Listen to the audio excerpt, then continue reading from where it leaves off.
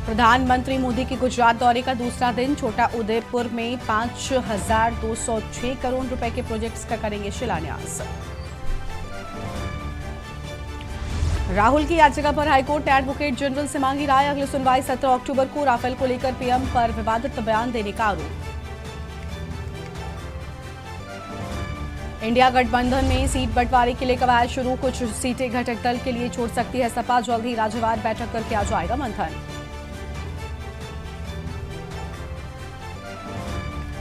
जम्मू कश्मीर में एक आतंकी, 8 अंडरग्राउंड वर्कर गिरफ्तार। इसमें 2 महिलाएं शामिल। हथियार और गोला बारूद भी बरामद।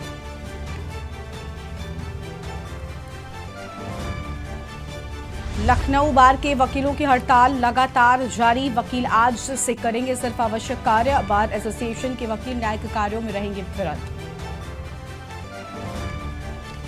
हिमाचल में रिकॉर्ड 481 लोगों की मौत, 40 लापता। 5 साल में 6,816 करोड़ का नुकसान। इस साल 2 महीने में ही 8,661 करोड़ का नुकसान। आप देख रहे हैं के न्यूज, खबरों का सारथी। नमस्कार, आप देख रहे हैं के न्यूज इंडिया। मैं हूं आपके साथ गरिमा वाजपेयी। अहम खबर से बुलेटिन की करते हैं शुरुआत। बड़ी खबर आपको हम उत्तर प्रदेश से बताते हैं, जहां पर जल्द ही कैबिनेट का विस्तार हो सकता है। सूत्रों के हवाले से ये बड़ी जानकारी। जल्द ही हो सकता है कैबिनेट का विस्तार। ओपी राजभर, दारा सिंह चौहान मंत्री बन सकते हैं। सूत्रों के हवाले से ये बड़ी जानकारी आपको हम बता दें। जल्द ही कैबिनेट का विस्तार हो सकता है। ओपी राजभर और दारा सिंह चौहान को मंत्री बनाया जा सकता है। यूपी में जल्द ही कैबिनेट का विस्तार किया जा सकता है। तो ये बड़ी जानकारी आपको हम बता दें। इस वक्त की अहम खबर, ओपी राजभर, दारा सिंह चौहान मंत्री बन सकते हैं। यह अहम जानकारी आपको हम बता रहे हैं। इस वक्त की बड़ी खबर, इस वक्त की बड़ी जानकारी उत्तर प्रदेश की सियासत से जुड़ी। बताया जा रहा है कि जल्द ही कैबिनेट का विस्तार हो सकता है।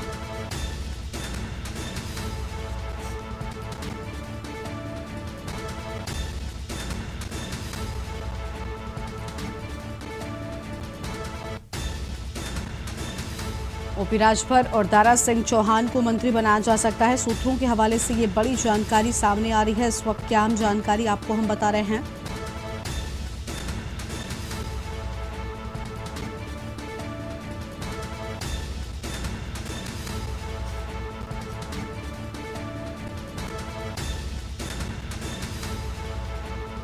तो उत्तर प्रदेश से इस वक्त की बड़ी जानकारी आपको हम बता दें।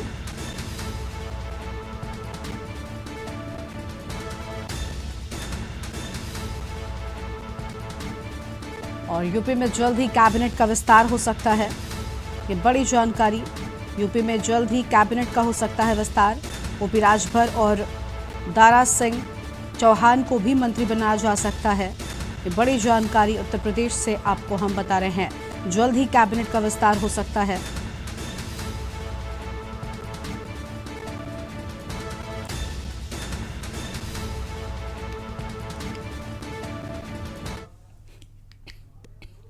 कांकेर से अगली खबर आपको हम बता दें, जहां पर कांकेर से खबर सामने आई है। बटगांव मार्ग पर टिफिन बम मिला है। सुरक्षा बल के जवानों को नुकसान पहुंचाने के लिए आईईडी प्लांट था और सूचना के बाद मौके पर पहुंची पुलिस ने 3 किलो आईईडी टिफिन किया बरामद। बीडीएस टीम ने प्लांट आईईडी को किया मौके पर डिफ्यूज। बटगांव थाना क्षेत्र का ये पूरा मामला बताया जाता है। पुलिस ने 3 किलो आईईडी टिफिन बरामद किया है। इस वक्त की आम खबर आपको हम बता दें, और सूचना के बाद मौके पर पुलिस पहुंची है। तो सूचना के बाद मौके पर पहुंची पुलिस ने 3 किलो आईईडी टिफिन बरामद किया है। तो इस वक्त की ये बड़ी जानकारी आपको हम बता रहे हैं। बटगांव थाना क्षेत्र का ये पूरा मामला सामने आया है। तो बटगांव थाना क्षेत्र का ये पूरा मामला आपको हम बता दें।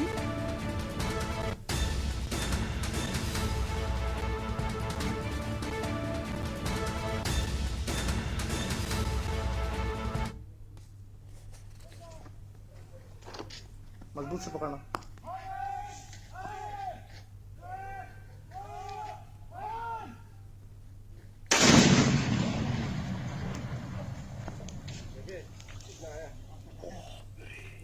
और सूचना के बाद मौके पर पहुंची है पुलिस। 3 किलो आईईडी टिफिन को बरामद किया गया। हालांकि इसे डिफ्यूज कर दिया गया है। और कांकेर में गुमडीडीह और बडगांव मार्ग के पास में टिफिन आईडी मिला और सुरक्षा बल के जवानों को नुकसान पहुंचाने के लिए था आईडी प्लांट। मजबूत से पकड़ना।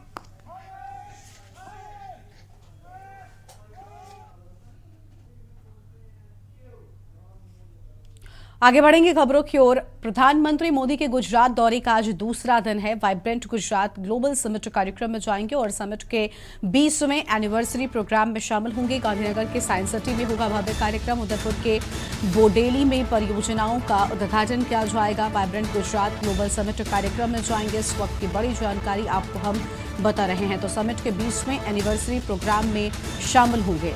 तो समिट के 20वें एनिवर्सरी प्रोग्राम में होंगे शामिल। गांधीनगर के साइंस सिटी में होगा भव्य कार्यक्रम। इस वक्त की अहम जानकारी आपको हम बता रहे हैं। तो यह अहम खबर आपको हम बता दें, वाइब्रेंट गुजरात ग्लोबल समिट कार्यक्रम में पहुंचेंगे। यह अहम खबर सामने आई है। इस वक्त की बड़ी जानकारी आपको बता दें और समिट के 20वें एनिवर्सरी प्रोग्राम में शामिल होंगे। तो समिट के 20वें एनिवर्सरी कार्यक्रम में होंगे शामिल। गांधीनगर के साइंस सिटी में भव्य कार्यक्रम होगा।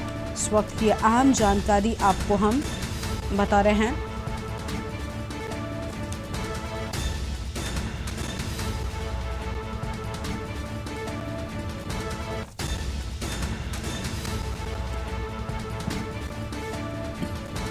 और इसी खबर पर अधिक जानकारी के लिए हमारे साथ हमारे संवाददाता प्रवेश शर्मा जुड़ चुके हैं। प्रवेश, समिट के 20वें एनिवर्सरी प्रोग्राम में प्रधानमंत्री शामिल होंगे। दौरे का आज दूसरा दिन है, पूरी जानकारी क्या है आपके पास?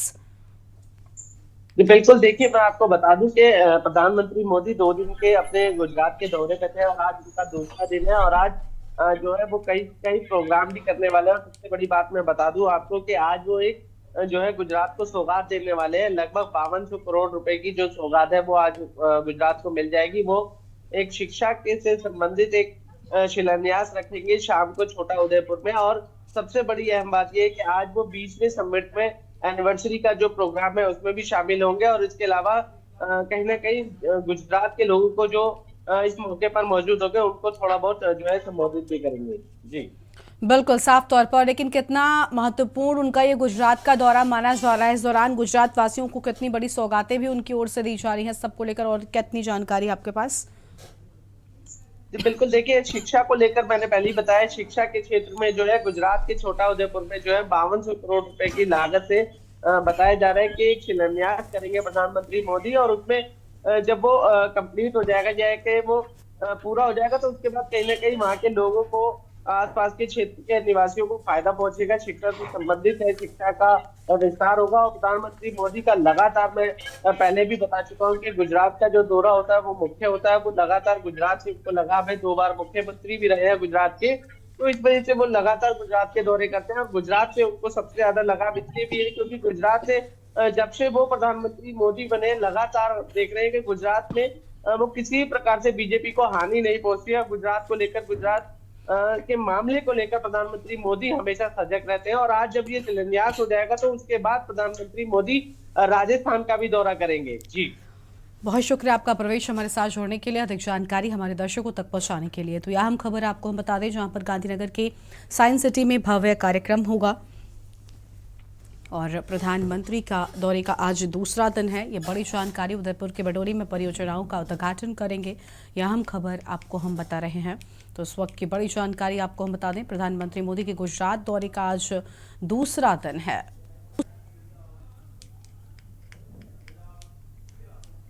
और आगे बढ़ते हैं खबरों की ओर।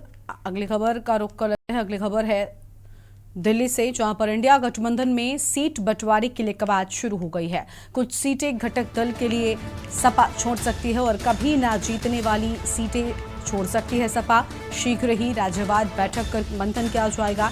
यूपी की करीब 18 सीटों पर सपा दावा नहीं करेगी। बागपत, मेरठ, गाजियाबाद की सीट देगी सपा और अलीगढ़, मथुरा, आगरा, हाथरस, बरेली की सीट देगी सपा।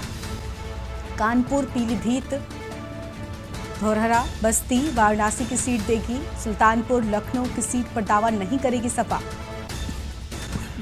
अमेठी, रायबरेली में सपा अपना प्रत्याशी नहीं उतारती है। यहां हम जान कभी न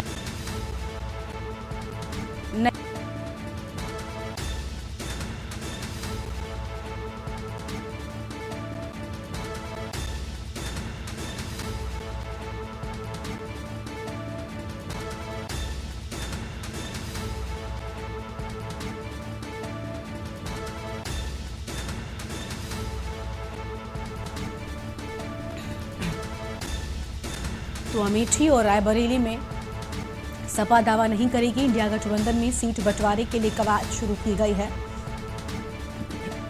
कुछ सीटें घटक दल के लिए सपा छोड़ सकती है। तो यह अहम जानकारी और कभी न जीतने वाली सीटें सपा छोड़ सकती है। अहम खबर आपको हम बता रहे हैं, शीघ्र ही राज्यवार बैठक कर मंथन किया जाएगा और सपा दावा नहीं करेगी। बागपत, मेरठ, गाजियाबाद इन सीटों पर, अलीगढ़, मथुरा, आगरा, हाथरस, बरेली की सीट देगी सपा, ऐसी जानकारी सामने आ रही है। तो यह अहम खबर आपको हम बता दें, इस वक्त की बड़ी जानकारी आपको हम बता दें, जहां पर कुछ सीटों पर दावा नहीं करेगी सपा और अलीगढ़, मथुरा, आगरा, हाथरस, बरेली की सीट भी सपा देगी। कानपुर, पीलीभीत, धौरहरा, बस्ती, वाराणसी की सीट देगी। सुल्तानपुर, लखनऊ की सीट पर दावा नहीं करेगी सपा। आम जानकारी आपको हम बता दें, अमेठी और रायबरेली में सपा अपना प्रत्याशी नहीं उतारती है।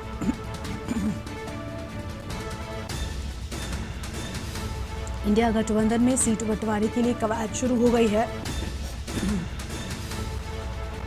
और कुछ सीटें घटक दलों के लिए छोड़ सकती है सपा। कभी न जीतने वाली सीटें सपा छोड़ सकती है और शीघ्र ही राज्यवार बैठक कर मंथन किया जाएगा। सपा कुछ सीटों पर दावा नहीं करेगी। बागपत, मेरठ, गाजियाबाद, आगरा, अलीगढ़, मथुरा, हाथरस, बरेली की सीट समाजवादी पार्टी देगी। कानपुर, पीलीभीत, धौरहरा, बस्ती, वाराणसी की सीट देगी। यह अहम जानकारी आपको हम बता रहे हैं।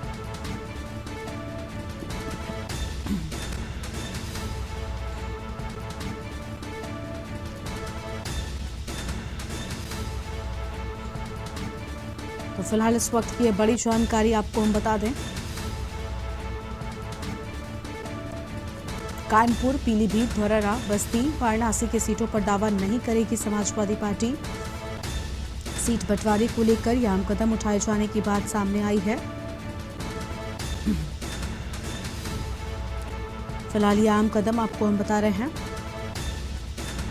जो इंडिया गठबंधन में साफ तौर पर अब सामने आने वाला है। सीट के बंटवारे को लेकर समाजवादी पार्टी क्या कुछ रणनीति अपनाने वाली है, वो सामने आ रहा है। तो यह अहम जानकारी आपको हम बता दें, इस वक्त की बड़ी खबर।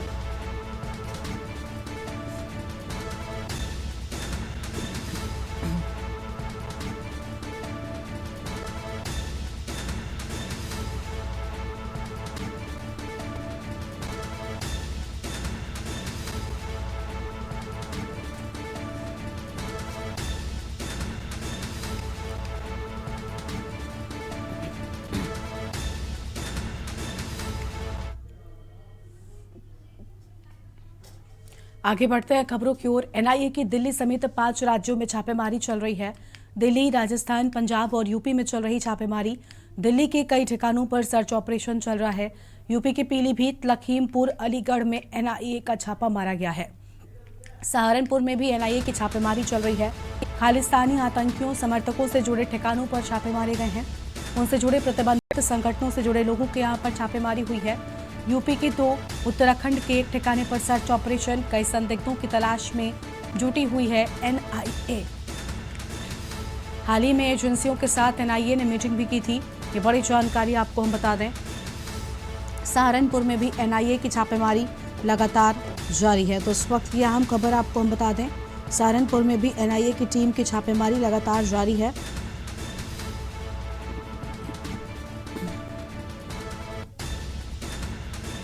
तो ये बड़ी जानकारी आपको हम बता दें, यूपी के 2, उत्तराखंड के एक ठिकाने पर सर्च ऑपरेशन की बात सामने आई है।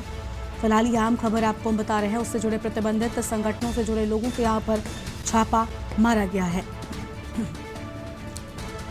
यूपी के 2, उत्तराखंड के एक ठिकाने पर सर्च ऑपरेशन जारी है। कई संदिग्धों की तलाश में जुटी हुई है एनआईए। तो एनआईए की ओर से कई संदिग्धों की तलाश शुरू कर दी गई है।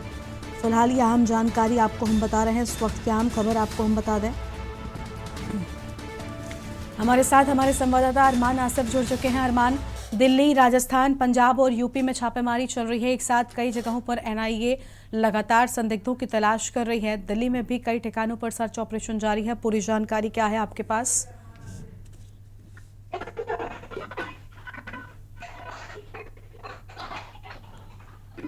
जी गरिमा जी, बिल्कुल। देखिए, आपको बता दें कि जो एनआईए की छापेमारी है वो पूरे भारत में अगर बात करें तो वो 5 राज्यों में चल रही है। आपको बता दें कि पंजाब, राजस्थान, हरियाणा, दिल्ली और दिल्ली एनसीआर के समेत यूपी में भी एनआईए की छापेमारी चल रही है। ये पूरी छापेमारी जो खालिस्तान समर्थक हैं उनको देखते हुए चल रही है, क्योंकि अभी हाल ही में जो इंडिया और कनाडा का जो मामला आया था, जिसमें जो खालिस्तानी समर्थक था जिसके घर में कुछ संदिग्धों ने घुस के कनाडा में उसके सर में 9 गोलियां मार दी थी, जिसके बाद से खालिस्तानी का जो प्रो खालिस्तानी थे उनका गुस्सा चरम पे था और तमाम खालिस्तान की मांग के नारे उठ रहे थे। और जिसमें अभी हाल ही में सबने देखा है कि जिस तरीके से जो पंजाबी सिंगर एक थे जिनका कॉन्सर्ट इंडिया में लगा हुआ था, जिसको देखते हुए भारत सरकार की तरफ से उनका कॉन्सर्ट भी हटा दिया गया। तो इन तमाम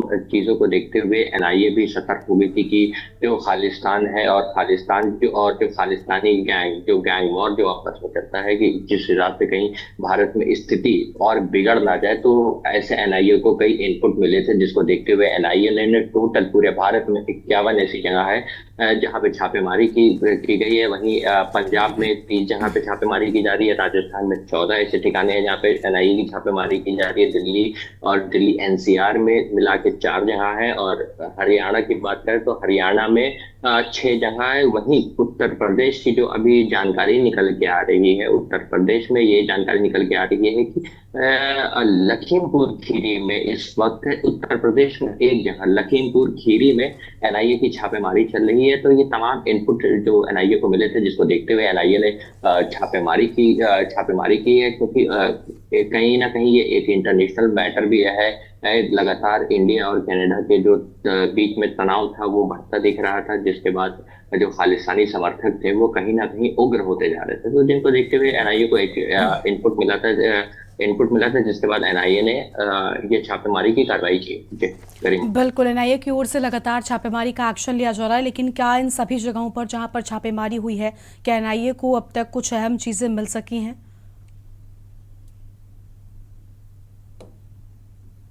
जी देखिए, बिल्कुल आपको बता दें कि ये जो छापेमारी है वो कहीं ना कहीं थोड़ी सी गुप्त रखी गई है, क्योंकि इंटरनेशनल मामला है और अभी तक मीडिया में इस तरीके की कोई जानकारी निकल के नहीं आई है। क्योंकि ये सब जो एनआईए छापेमारी है खालिस्तान है, क्योंकि ये हाई प्रोफाइल मैटर है, इंटरनेशनल मैटर है, तो खुल के अभी मीडिया से किसी ने कोई बात नहीं की है। लेकिन जो जानकारी सूत्रों के हवाले से निकल के यही आ रही है कि खालिस्तानी जो समर्थक थे उनका इनपुट जो एनआईए को मिला था, जिसके बाद एनआईए ने इतनी बड़ी कार्रवाई की है। टोटल पूरे भारत में भारत के 5 राज्यों में 51 जगह ऐसी है जहाँ पे एनआईए ने छापेमारी की है। और आगे क्या कुछ निकल के आता है, एनआईए के को क्या हाथ लगता है, कितनी गिरफ्तारियां होती हैं, ये आने वाला वक्त तय करेगा। गरिमा। बिल्कुल बिल्कुल, यानी एनआईए की ओर से लगातार अभी भी जो इनपुट मिले हैं उसके बिहाफ पर छापेमारी लगातार जारी है। शुक्रिया आपका अरमान, हमारे साथ जुड़ने के लिए, अहम जानकारी हमारे दर्शकों तक पहुंचाने के लिए। पीलीभीत, लखीमपुर, अलीगढ़ में एनआईए की टीम की ओर से छापेमारी लगातार जारी है और सहारनपुर में भी एनआईए की छापेमारी लगातार हो रही है।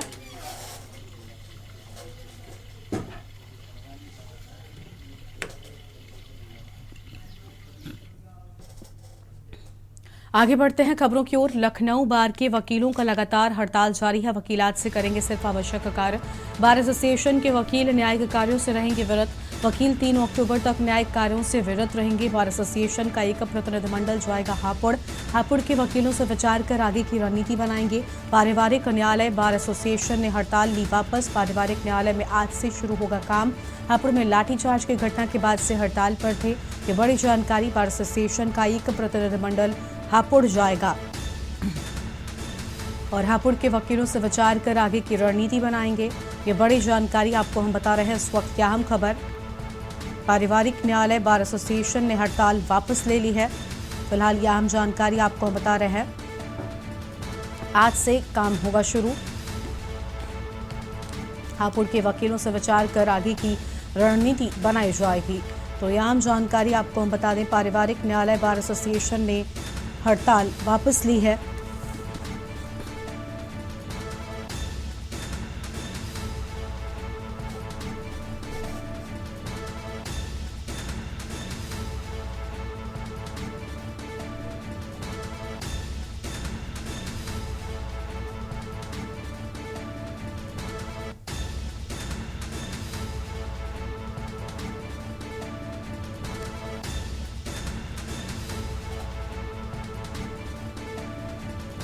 और इसी खबर पर अधिक बातचीत के लिए हमारे साथ हमारे संवाददाता अरमान आसिफ जुड़ चुके हैं। अरमान, वकील 3 अक्टूबर तक न्यायिक कार्यों से विरत रहेंगे, पूरी जानकारी क्या है आपके पास?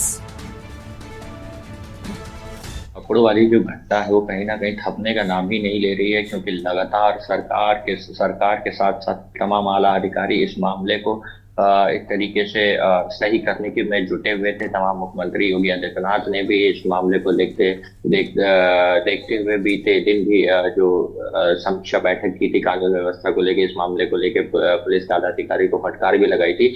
वहीं वकील जो लखनऊ बार एसोसिएशन है उनका ये कहना है कि अभी भी हमको जो न्याय है वो पूर्ण रूप से न्याय मिला नहीं है और इसमें सरकार कोई अहम कदम उठाए, जिसको देखते हुए जो 3 अक्टूबर तक की जो वकीलों लखनऊ बार एसोसिएशन ने डेट दी है कि हम कार्य से विरत रहेंगे। और जो इम्पोर्टेंट काम है इसमें एक उन्होंने ये भी बात कही है कि अगर कोई बहुत जरूरी काम है वो वकील करेंगे, लेकिन जो बाकी जनरल काम होते हैं उन कार्य से 3 अक्टूबर तक विरत रहेंगे। और साथ तौर पर वकीलों का ये कहना है कि अगर हमारी मांग नहीं पूरी हुई तो हम आगे भी इसी तरीके का प्रदर्शन करेंगे और काफी संख्या में हम फिर से सड़कों पे उतरेंगे।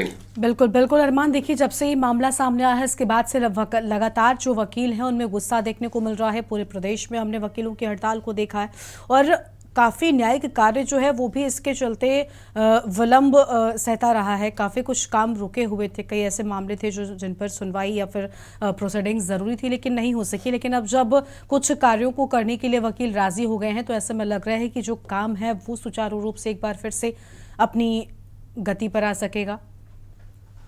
जी बिल्कुल, देखिए क्योंकि ये करीब 1 महीने से ऊपर हो गया है जिस हिसाब से वकील हड़ताल पे थे, तो तमाम ऐसे जो न्यायिक कार्य थे उनमें बाधा आई और जो प्रार्थी होते हैं जो वकीलों के तो उनके काम नहीं हो पा रहे थे। तो इस तरीके के तमाम काम करीब एक महीने से जो ऊपर की जो वक्त में निकल गया उसमें नहीं हो पा रहे थे। हालांकि वकीलों का भी यही कहना है कि जब तक कोई बहुत ही जरूरी काम नहीं होगा तब तक हम काम पे नहीं लौटेंगे और जो छोटा मोटा काम है वो 3 अक्टूबर तक हम उससे भी अभी विरत रहेंगे, क्योंकि अभी वकीलों का गुस्सा अगर देखा जाए तो कहीं ना कहीं अभी भी सरकार के खिलाफ एक तरीके से है, क्योंकि अभी आपने देखा ही होगा क्योंकि तमाम बात जो एसोसिएशन थे, चाहे इलाहाबाद की बात कर ले चाहे लखनऊ बार की बात करें, इनमें तमाम बैठक थे जिसमें मुख्य सचिव भी शामिल थे। तो तमाम इस तरीके के बैठक में निर्णय लिए गए थे जिसमें वकीलों के भी कुछ बार एसोसिएशन ने जिसमें हामी भरी थी कि हाँ इस तरीके से अगर कार्रवाई होती है तो हम अपने कार्य पे लौट जाएंगे। लेकिन अभी भी कुछ ऐसे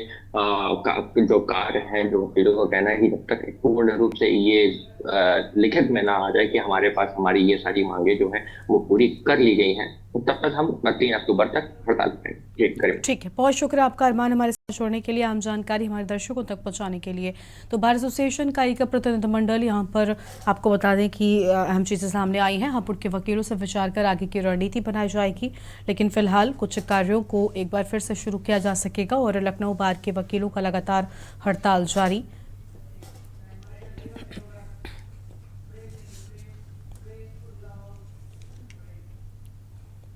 और सभी यहाँ पर रुकते हैं एक छोटे से ब्रेक के लिए, जल्द लौटेंगे। आप देख रहे हैं के न्यूज़, खबरों का सारथी। ब्रेक के बाद आप सभी का स्वागत है। इस बीच चंडीगढ़ से एक अहम खबर सामने आ रही है। चंडीगढ़ से बड़ी खबर का रुख कर लेते हैं। चंडीगढ़ में एनआईए की छापेमारी लगातार जारी है। फतेहाबाद के गांव में भी एनआईए की टीम पहुंची है। खालिस्तानियों और गैंगस्टर्स पर ताबड़तोड़ एक्शन की बात सामने आई है। यह अहम जानकारी, पंजाब, हरियाणा, राजस्थान में 50 ठिकानों पर एनआईए के छापे मारे गए हैं और सबसे ज़्यादा पंजाब में 30 जगहों पर एनआईए की टीम मौजूद होने की बात सामने आई है। फिलहाल यह आम खबर, राजस्थान में 13, हरियाणा में 4, उत्तराखंड में 2 जगहों पर और दिल्ली एनसीआर और यूपी में एक एक जगह पर छापेमारी लगातार जारी है। तो इन सभी जगहों पर लगातार छापेमारी की जा रही है। फिलहाल ये आम खबर सिरसा कालांवाली गांव में भी एनआईए की रेड जारी है और बाउंसर से पूछताछ कर रही है टीम। भन्ना सिद्धू के साथ रहने वाले बाउंसर से पूछताछ हो रही है। एनआईए की छापेमारी अलग अलग जगहों पर लगातार जारी है। फिलहाल इस वक्त की बड़ी जानकारी, विदेश में किसी गैंगस्टर से जुड़े होने के शक के चलते छापेमारी। और रोहतक के रटोली गांव में एनआईए की टीम ने छापा मारा है। तो रोहतक के रटोली गांव में भी एनआईए की टीम की ओर से छापेमारी की गई है।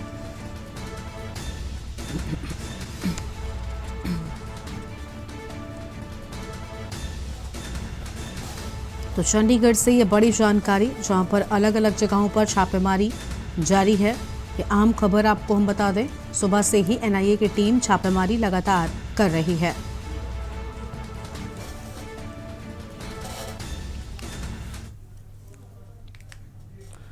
और इस बीच बड़ी खबर बलरामपुर से सामने आ रही है। बलरामपुर से खबर का रुख कर लेते हैं। बलरामपुर पुलिस को बड़ी सफलता मिली है। तो बलरामपुर पुलिस को मिली बड़ी सफलता, ये बड़ी जानकारी आपको हम बता दें। इस वक्त की आम खबर, चावल से भरे ट्रक लूटने की बात, और पुलिस ने 2 को गिरफ्तार कर लिया है, जबकि 2 फरार बताए जाते हैं। आम खबर आपको हम बता रहे हैं। 30 टन चावल सहित ट्रक को झारखंड से जब्त किया गया है। चावल को ट्रक की बात सामने आई है। पुलिस ने 2 को गिरफ्तार किया है और 2 फरार हो गए हैं। अंबिकापुर के निजी अस्पताल में इलाज चल रहा था। बलरामपुर पुलिस अधीक्षक ने मामले की पुष्टि की है। अहम जानकारी आपको हम बलरामपुर से बता रहे हैं। बलरामपुर पुलिस को मिली है बड़ी सफलता। तो बलरामपुर पुलिस को बड़ी सफलता मिली है। चावल से भरे ट्रक लूट मामले में सफलता मिलने की बात सामने आई है। पुलिस ने 2 लोगों को गिरफ्तार कर लिया है, जबकि 2 फरार बताए जाते हैं।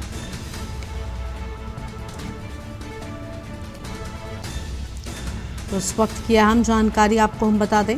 चालक को मरा हुआ समझकर जंगल में फेंका और पुलिस ने 2 लोगों को गिरफ्तार कर लिया है, जबकि 2 अभी भी फरार बताए जा रहे हैं। अंबिकापुर के निजी अस्पताल में चल रहा इलाज।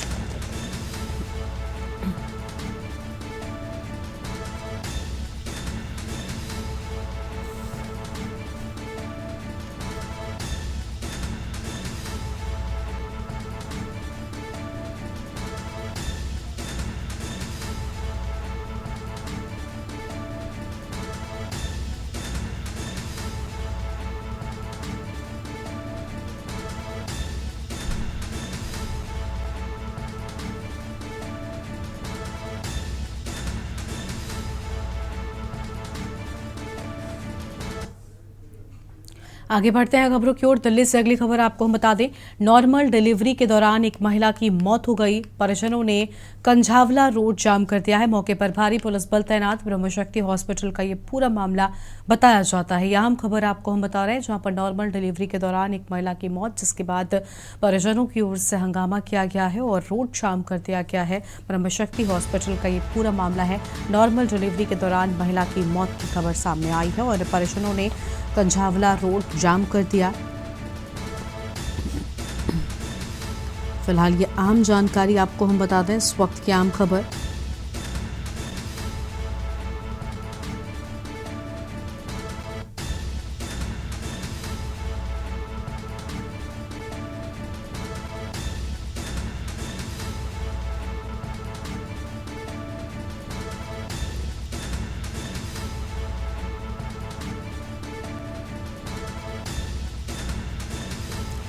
तो यह आम जानकारी, जहां पर ब्रह्मशक्ति हॉस्पिटल का ये पूरा मामला बताया जा रहा है।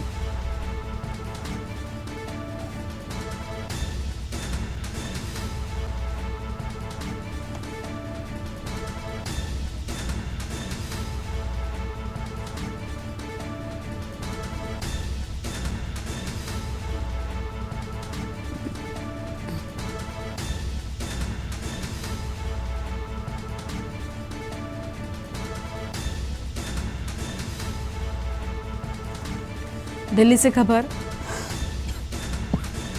नॉर्मल डिलीवरी के दौरान एक महिला की मौत के बाद परिजनों की ओर से जमकर हंगामा किया गया।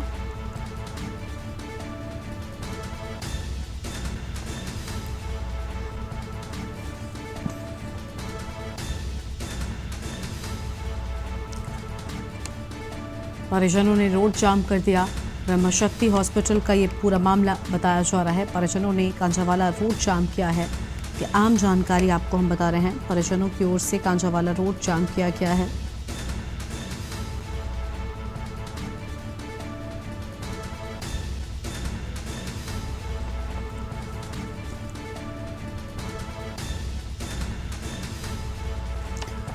दिल्ली से ये खबर आपको हम बता दें, नॉर्मल डिलीवरी के दौरान एक महिला की मौत हो गई, जिसके बाद परिजनों ने जमकर हंगामा किया। कांझावाला रोड भी परिजनों की ओर से जाम किया गया है। आगे बढ़ेंगे खबरों की ओर। खबर दिल्ली से है, जहां पर आयुष्मान योजना में बेहतर काम करने पर उत्तराखंड को आयुष्मान उत्कृष्ट अवार्ड दिया गया है। यह अवार्ड उत्तराखंड को 2 श्रेणियों में दिया गया है। आयुष्मान क्लेम सेटलमेंट और डेली क्विक ऑडिट सिस्टम से सफल क्रियान्वयन के लिए दिया गया है। केंद्रीय स्वास्थ्य मंत्री डॉक्टर मनसुख मांडविया से सचिव स्वास्थ्य मंत्री डॉक्टर आर राजेश कुमार को दिया गया अवार्ड। बता दें कि आयुष्मान भारत प्रधानमंत्री जन आरोग्य योजना के 5 साल और आयुष्मान भारत डिजिटल मिशन के 2 साल पूरे होने पर दिल्ली में आरोग्य मंथन कार्यक्रम आयोजित किया गया, जिसमें आयुष्मान में बेहतर काम करने वाले राज्यों को सम्मानित किया गया।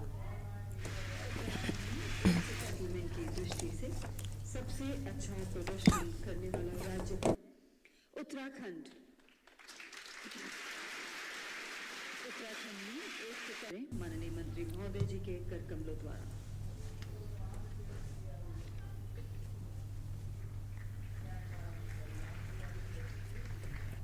की दृष्टि से सबसे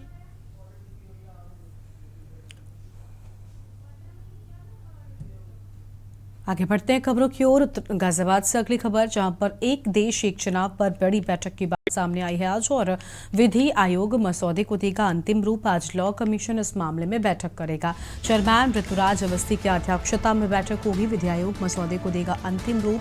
ये बड़ी जानकारी आपको हम बता रहे हैं। इस वक्त की आम खबर आपको बता दें, आज लॉ कमीशन मामले में बैठक करेगा। तो पूरे मामले में लॉ कमीशन की ओर से बैठक किए जाने की बात सामने आई है।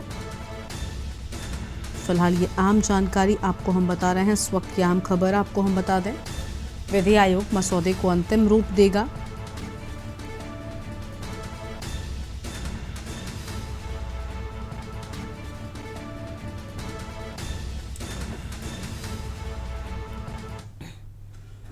गाजीपुर से अगली खबर है, मुख्तार के गैंगस्टर मामले में आज सुनवाई होगी।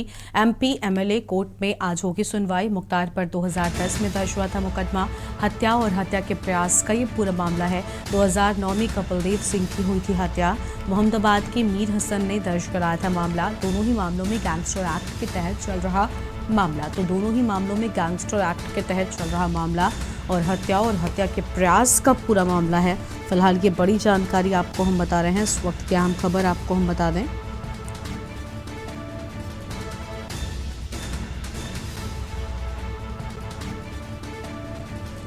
दो 2009 में कपिल सिंह की हत्या हुई थी और मोहम्मदाबाद के मीर हसन ने मामला दर्ज कराया था। तो मोहम्मदाबाद के मीर हसन की ओर से मामला दर्ज करवाया गया था। दोनों मामलों में गैंगस्टर एक्ट के तहत मामला चल रहा है। फिलहाल ये अहम जानकारी आपको हम बता रहे हैं। इस वक्त की अहम खबर आपको हम बता दें,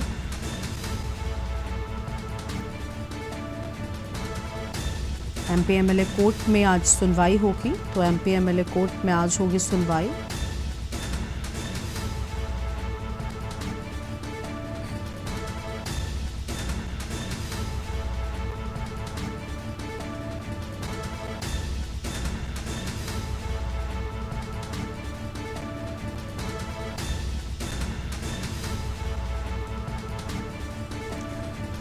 तो फिलहाल इस वक्त की बड़ी जानकारी, मोहम्मदाबाद के मीर हसन ने दर्ज कराया था मामला।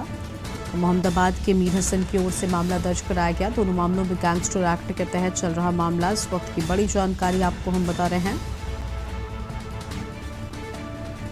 मुख्तार के गैंगस्टर मामले से जुड़ी ये बड़ी खबर आपको हम बता दें।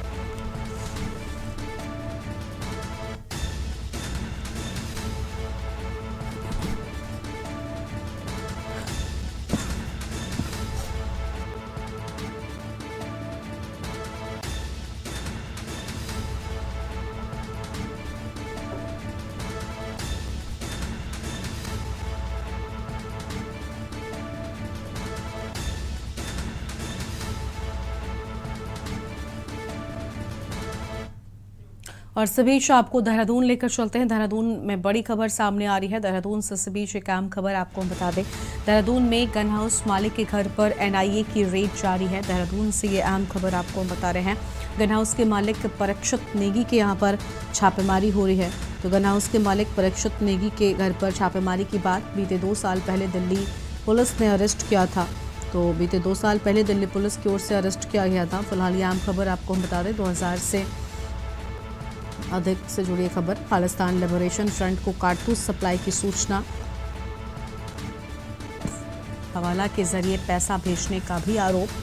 तो हवाला के जरिए पैसा भेजने का भी आरोप। और उत्तराखंड में भी 2 जगहों पर एनआईए की छापेमारी की बात सामने आई है। तो उत्तराखंड में भी 2 जगहों पर एनआईए की छापेमारी की बात। देहरादून और ऊधम सिंह नगर में एनआईए की रेड लगातार जारी है। फिलहाल ये अहम खबर आपको हम बता रहे हैं।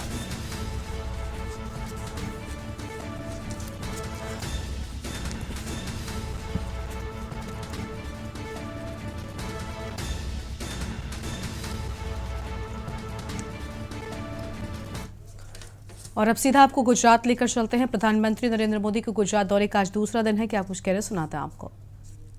जुड़ गया साथियों, वाइब्रेंट गुजरात की सफलता इसकी विकास यात्रा से भी समझी जा सकती है।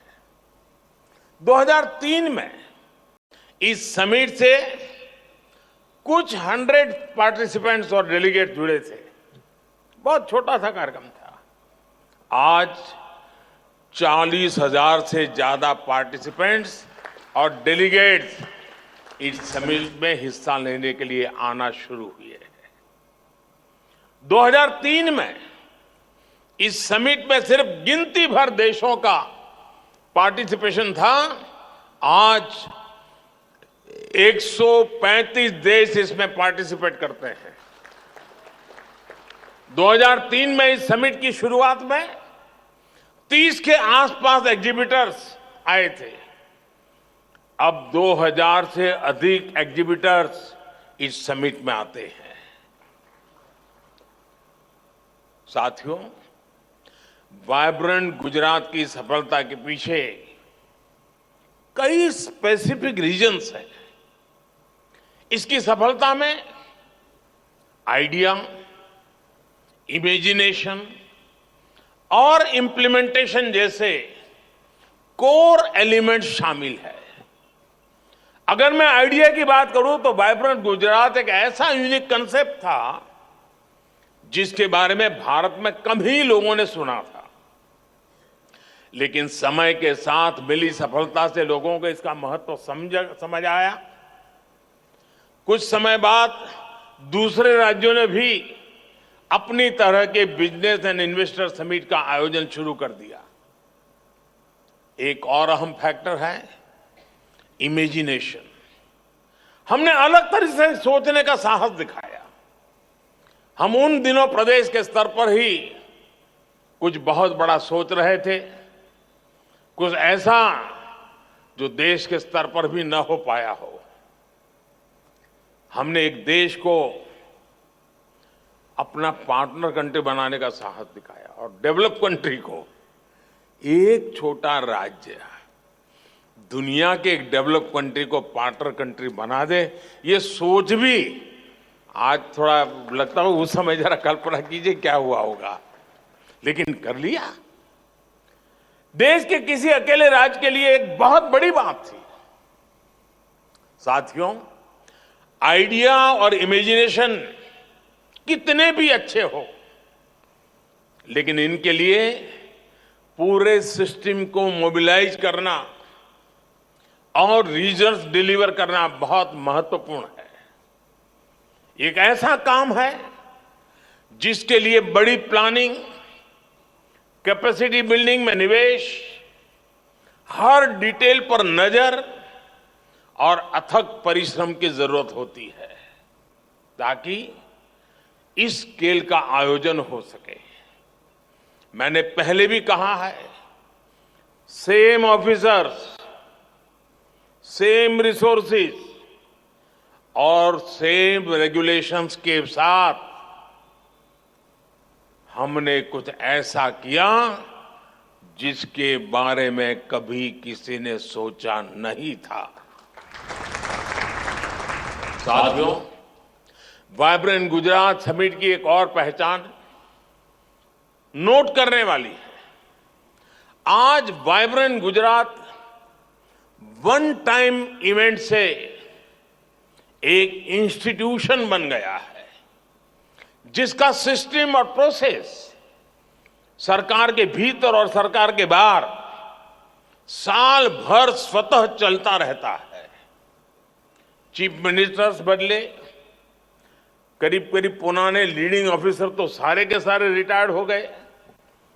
जो 2001 में पहली बार गुजरात आए होंगे ऐसे अफसर आज गुजरात संभाल रहे हैं, सीनियर हो गए हैं।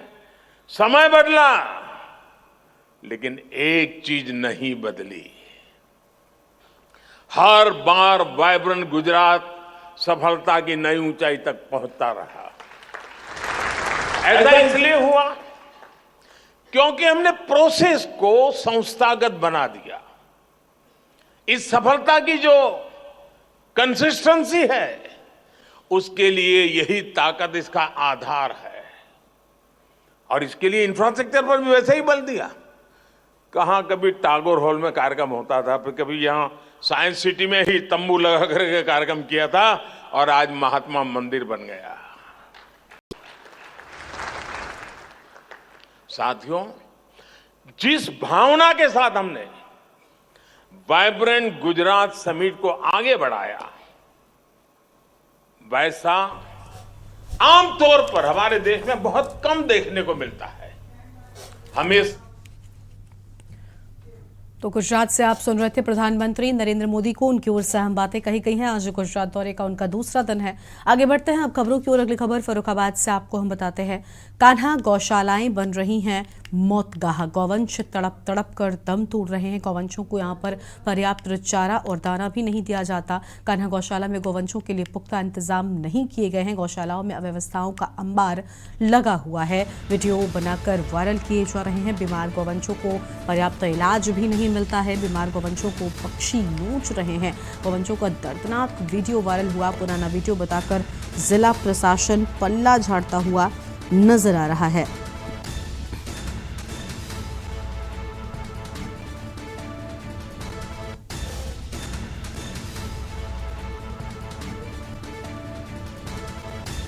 और कान्हा गौशाला में आपको बता दें कि गौवंशों की स्थिति ठीक नहीं है। गौशालाओं में अव्यवस्थाओं का अंबार लगा हुआ है। तो गौशालाओं में अव्यवस्थाओं का अंबार लगा हुआ है। फिलहाल ये बड़ी जानकारी आपको हम बता दें। बीमार गौवंशों को नहीं मिल रहा पर्याप्त इलाज और पक्षी नोच रहे हैं इन गौवंशों को। गौवंशों का दर्दनाक वीडियो वायरल हुआ है और इस वीडियो को पुराना बताकर प्रशासन पल्ला झाड़ता हुआ नजर आ रहा है। तो यह अहम खबर आपको हम बता रहे थे, जहां पर कमालगंज की कान्हा गौशाला का ये मामला सामने आया है, जिसमें जो तस्वीरें सामने आई हैं वो परेशान कर देने वाली है। आगे बढ़ेंगे खबरों की ओर। मैनपुरा से अगली बड़ी खबर आपको हम बता दें। युवक और युवती के शव फांसी पर लटकते मिले हैं। प्रेम संबंधों के विरोध के चलते आत्महत्या की आशंका। युवक के घर कमरे में मिले दोनों के शव। मौके पर पहुंचे पुलिस ने घटना की जांच शुरू कर दी है। शव को पोस्टमार्टम के लिए भेज दिया है। थाना खिरोर के गड़ारा गांव की ये पूरी घटना बताई जा रही है। युवक के घर में दोनों के शव मिले। मौके पर पहुंची पुलिस घटना की जांच में जुटी हुई है। इस वक्त की अहम खबर आपको हम बता दें।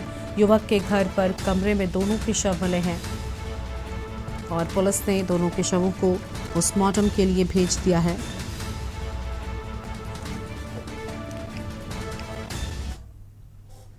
आगे बढ़ते हैं खबरों की ओर। सीतापुर से अगली बड़ी खबर। स्वास्थ्य विभाग के एएनएम ट्रेनिंग सेंटर में गोदाम में आग लग गई।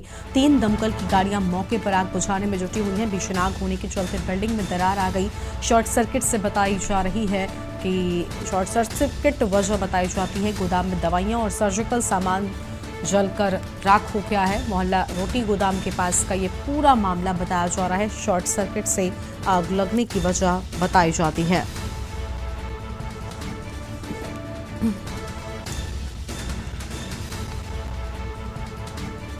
तो यह अहम खबर आपको हम बता दें। शॉर्ट सर्किट से बताई जा रही आग लगने की वजह फिलहाल इस वक्त की अहम खबर आपको हम बता दें।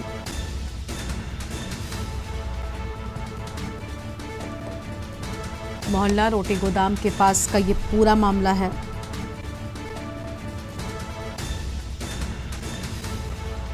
सीतापुर से खबर, स्वास्थ्य विभाग की ये अहम खबर। 3 दमकल की गाड़ियां मौके पर आग बुझाने में जुटी हुई हैं और कई सारा सामान जलकर राख हो गया है। आगे बढ़ेंगे खबरों की ओर। अगली खबर का रुख कर लेते हैं हरियाणा से। अगली बड़ी खबर आपको हम बताते हैं कुरुक्षेत्र से है, हरियाणा के, जहां पर एनआईटी में हुआ रोजगार मेले में 218 लोगों को अपॉइंटमेंट लेटर वितरित किए गए हैं। इस मौके पर केंद्रीय राज्य मंत्री संजीव कुमार बालियान कुरुक्षेत्र पहुंचे हैं। देश के प्रधानमंत्री नरेंद्र मोदी ऑनलाइन प्रणाली से जुड़कर वितरित किए नियुक्ति पत्र। केंद्रीय राज्य मंत्री संजीव बालियान कुरुक्षेत्र कार्यक्रम में मौजूद रहे और नियुक्ति पत्र वितरित किए हैं।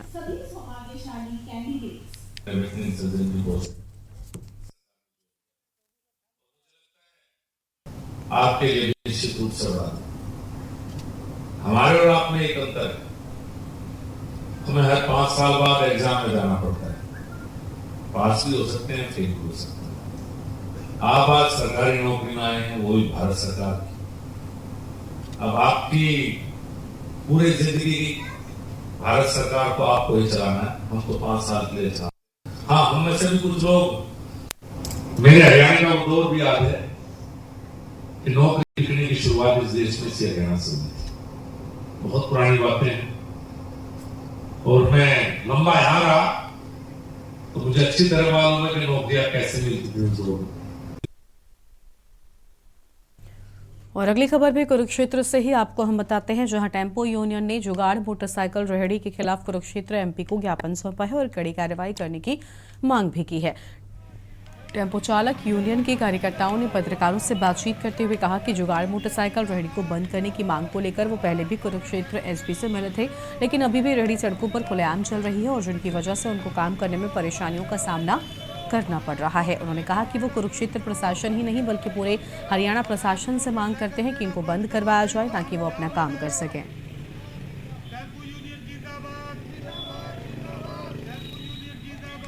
और इससे पहले भी मिल चुके हैं हमारे प्रधान जी, और उसकी मम्मी बीमार है, एडमिट है हार्ट अटैक के कारण, वो आ नहीं सके, नहीं तो उन्होंने भी आना था, जो हमारे हरियाणा के प्रधान हैं। और सर डीसी साहब को हम 4-5 बार इनको विज्ञापन दे चुके हैं। अवैध मोटरसाइकिल रेड़ा के खिलाफ जनाब कोई कार्रवाई नहीं हुई। आपका बहुत बहुत धन्यवाद। आप हमारी इस प्रॉब्लम को कवरेज करने के लिए पहुंचे हो। आप यहाँ हमें कवरेज करने के लिए पहुंचे हो।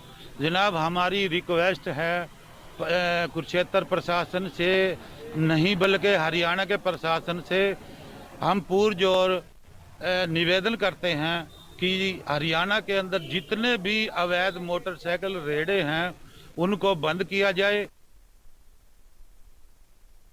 शाहबाद में नेशनल हाईवे पर एक अज्ञात वाहन की चपेट में आने से एक व्यक्ति की मौत हो गई। सूचना मिलते ही पुलिस मौके पर पहुंची है और अज्ञात शव को कब्जे में लेकर उसकी शिनाख्त करवानी चाहिए। मौके पर पहुंचे जांच अधिकारी सब इंस्पेक्टर ने जानकारी देते हुए बताया है कि सूचना पर वो मौके पर पहुंचे और शव को कब्जे में लेकर शिनाख्त शुरू की है, लेकिन अभी तक शव की पहचान नहीं हो सकी। आसपास के लोगों को भी बुलाया गया, लगातार पूछताछ की जा रही है।